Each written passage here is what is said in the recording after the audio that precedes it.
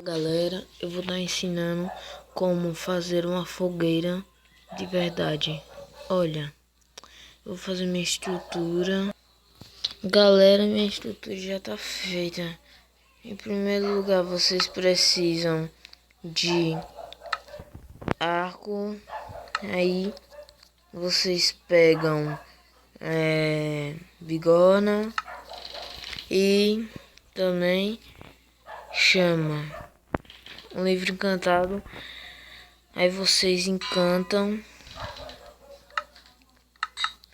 Aí depois que vocês encantarem, você vai tirando flechas, olha.